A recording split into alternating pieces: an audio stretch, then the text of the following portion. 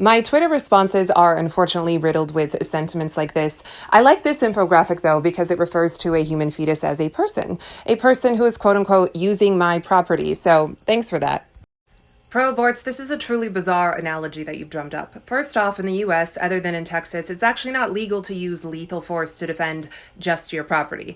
And in this scenario, the fetus isn't even someone who's burglarizing your property. He is someone who you have willingly invited into your property through your own actions. And yes, in the real world, you have the right to have someone leave if you've asked him to leave.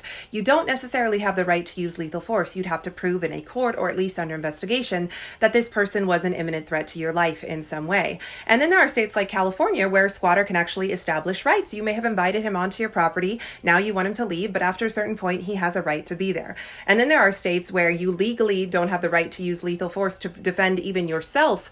When someone is burglarizing your home, you have a duty to retreat if you can safely do so. And yet a pregnant mother can walk into a clinic, get an abortion, no questions asked, no investigation. This so clearly isn't self-defense. Your analogy doesn't track. You don't apply it equally. More to the point, though, you have a legal and moral obligation to your own offspring that you don't have to random people using your property. I would argue that obligation begins at the point that life begins, which is the point of fertilization. Your child uses your property. You cannot legally put him out of your home. It continues to astound me the mental hoops that you will jump through in order to justify ending the lives of your own offspring.